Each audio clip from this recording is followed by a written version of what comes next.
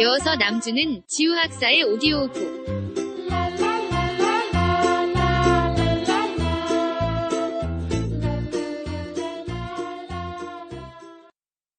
여러분 안녕하세요. 나도 문화해설사가 될 수 있다. 궁궐편 오디오북에 오신 것을 환영합니다. 이 내용은 문화재 전문 작가인 지우학사 최동군 작가가 자신이 2011년에 출간한 나도 문화해설사가 될 수 있다. 궁궐편 내용을 오디오북 형태로 재구성한 것입니다. 오늘은 조선과 중국의 궁궐 비교 첫 번째 시간입니다. 자, 그럼 시작하겠습니다.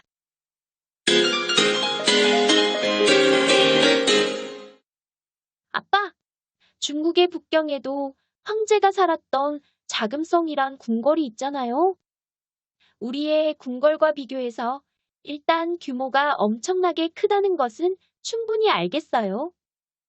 그런데 중국이 우리와 같은 유교 문화권이고 유교예법을 잘 지켜서 궁궐을 만들었다면 중국의 궁궐도 단지 크기만 큰 것을 제외하고는 나머지는 우리의 궁궐과 내용상으로는 비슷하다고 볼 수 있나요?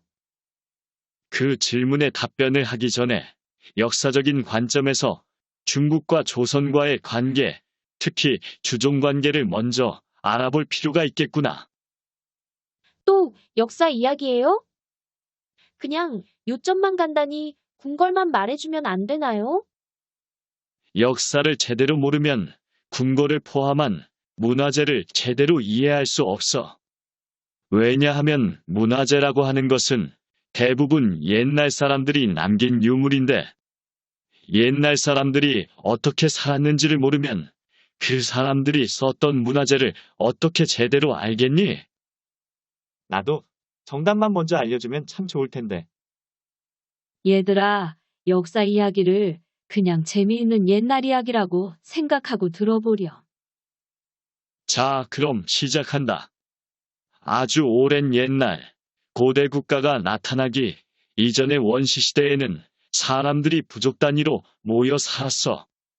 그러다가 청동기 시대에 들어서면서 부족 단위의 공동체 사회는 부족장 위주의 수많은 원시 부족 국가가 되지. 청동기 시대라면 고인돌이 나타나는 시기가 맞나요? 그렇지. 특히 우리나라에는 고인돌이 많아. 고인돌 이야기는 기회가 있으면 나중에 하기로 하자꾸나.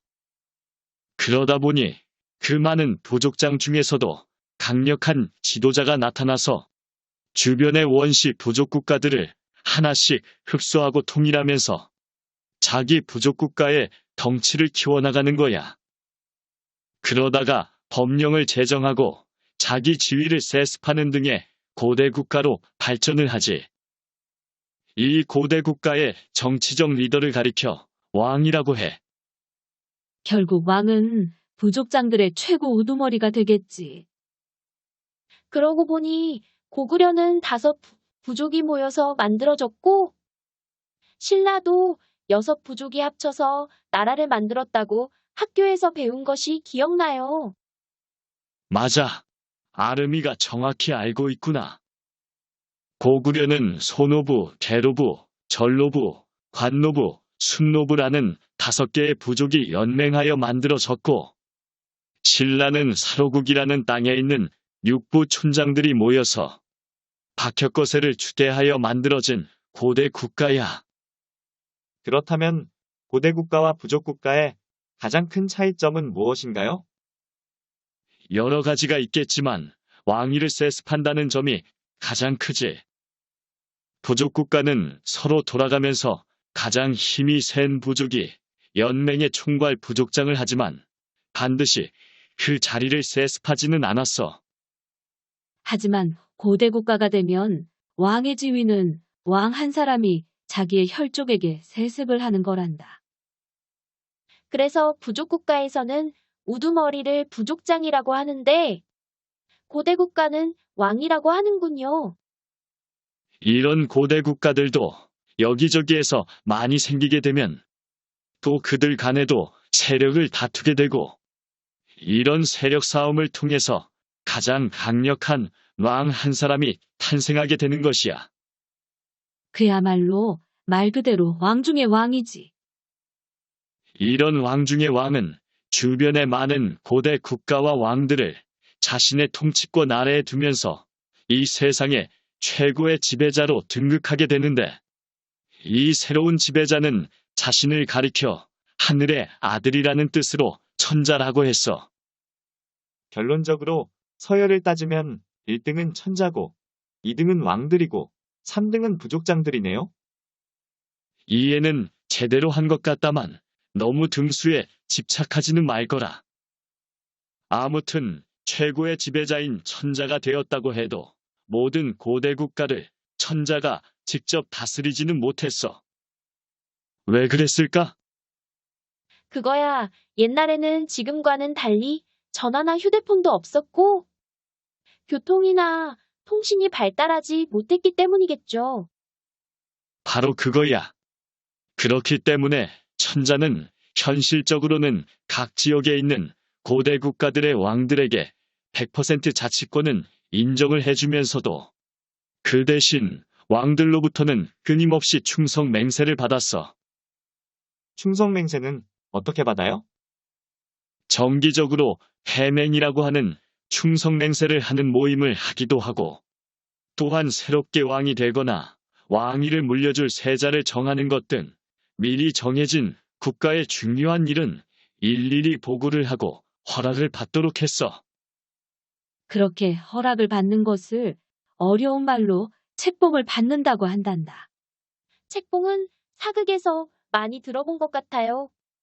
아무튼 그때를 일종의 지방자치제라고 보면 되나요? 그 내용은 지방자치제라고 할 수 있는데 봉건제라는 용어가 더 정확해. 만약 왕들 중에서 천자의 명령에 거스르거나 반항하는 왕이 나오면 천자는 그 주변에 있는 자신에게 충성스런 왕들에게 반란을 진압하게 명령을 내리거나, 가까운 거리라면 가끔은 천자 자신이 직접 응징을 하기도 했어. 이렇게 해서 봉건제라는 힘의 질서가 유지되는 거야. 나는 왕이 최고인 줄로만 알았는데, 왕보다 더 힘센 사람이 있었을 줄이야. 이처럼 봉건제도에서 나름대로는 자기 나라에 대한 100% 자치권을 확보한 정치적 리더이지만, 천자에게는 주기적으로 충성을 맹세하는 존재들을 가리켜 제후라고 불렀어. 천자는 다른 말로 황제라고 하고 제후는 왕이라고 한단다. 제후가 다스리는 땅을 나라, 즉 국가라고 하지만, 천자가 다스리는 땅은 일개 나라가 아니야. 말 그대로 천하야.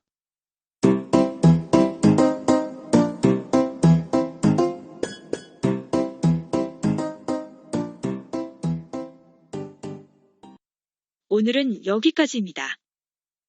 이 콘텐츠는 유튜브와 팟빵에서 모두 이용이 가능하며 검색 키워드는 지호학사입니다.